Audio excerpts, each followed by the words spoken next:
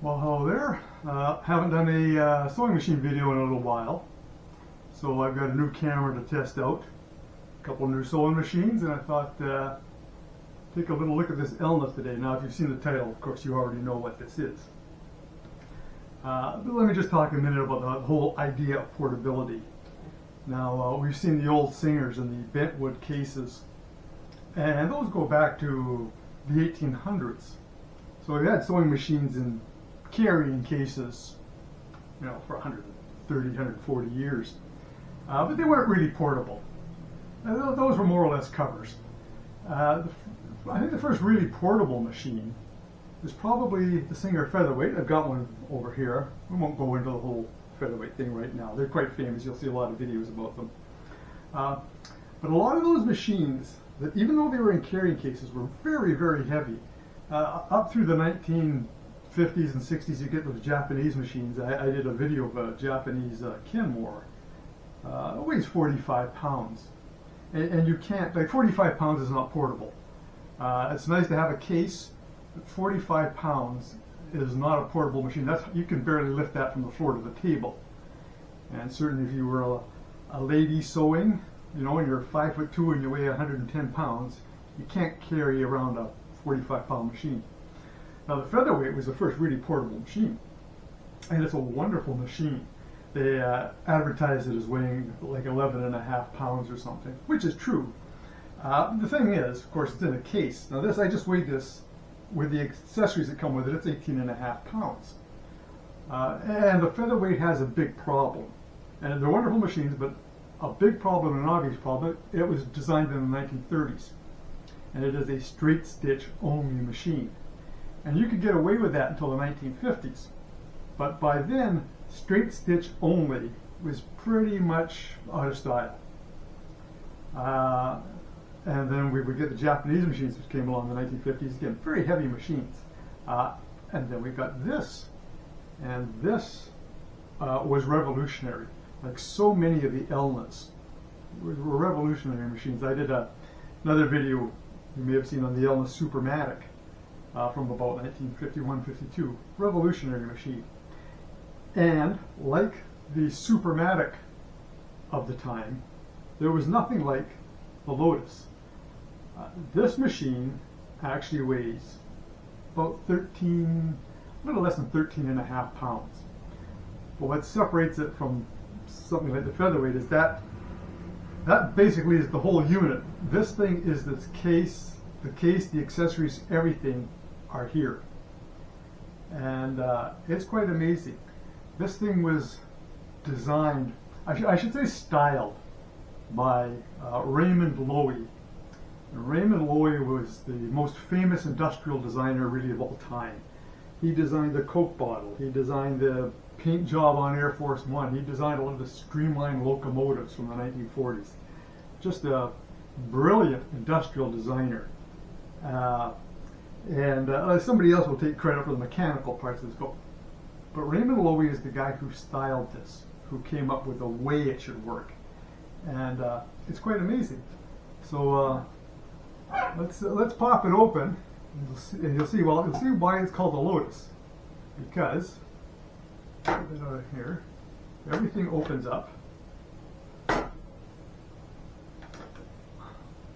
like a lotus petal, and the foot control is on the side. This actually is not the original foot control. This is a plastic electronic control, which would have been very much like the original, but somebody had wired in a different control that I didn't like, so I wired that in there. What makes this such a much better machine, I don't want to say better, but a much more useful machine than the Featherweight, is this did multiple stitches. This was a zigzag machine. It had built-in buttonholes. Again, multiple stitches, which, were controlled from here.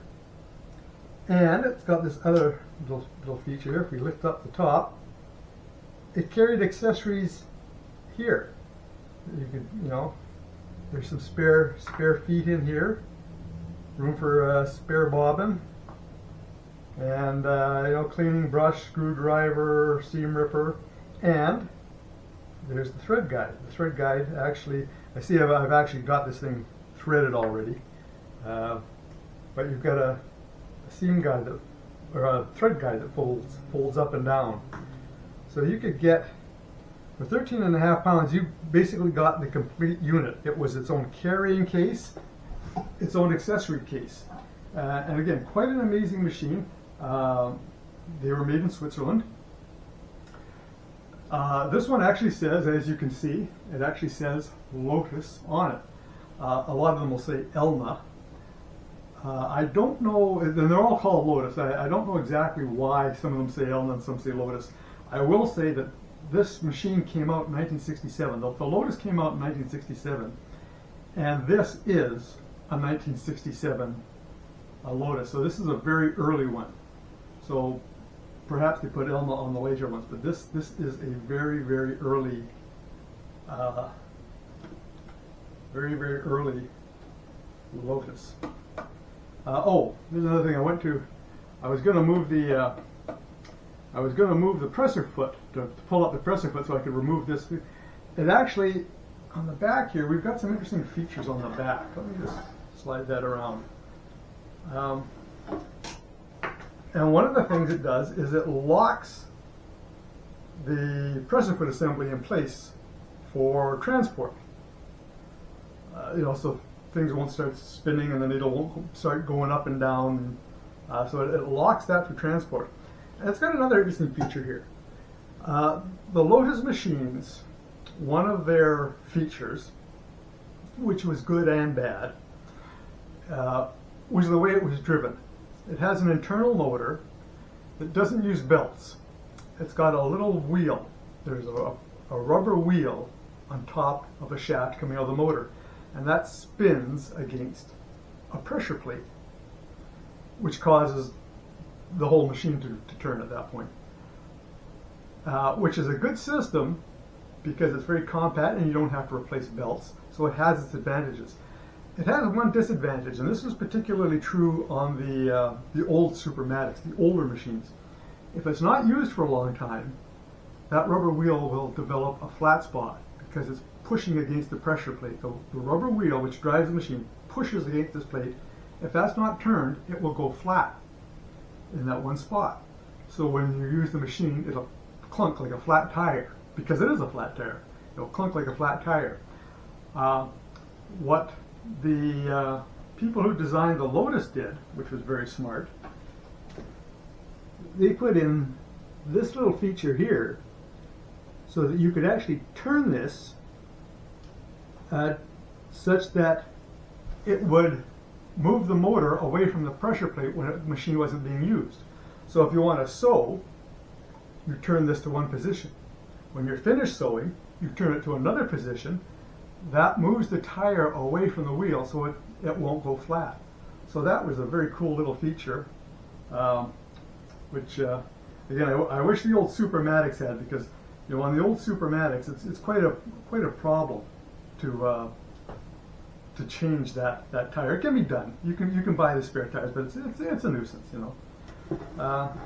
And anyway, there you see, you know, stitch selection, stitch length, and you've got a good selection of stitches here, which again the Featherweight didn't have. The Featherweight is a wonderful machine, but again, straight stitch only. This was essentially a full-featured sewing machine. This did everything that the big sewing machines would do. Made a wonderful stitch. Again, very high quality. And like as I mentioned earlier, this is actually one of the very early ones. You can check the serial numbers on the bottom of them and determine when it was made. But this is what makes it the Lotus, is the way it opens up like a lotus petal. And we'll put that little thread guide down, close that up, close that up. There. Built-in handle, built-in accessories, and again with the Featherweight, and I'm not going to make this a Featherweight video, but again the Featherweight did not have its own handle. The Featherweight, the handle was on the case, and again this was an 18.5 pound unit. Wonderful machine, but somewhat obsolete by the 1950s and 60s. So anyway, there we have it. There's an overview of the delightful Elna Lotus.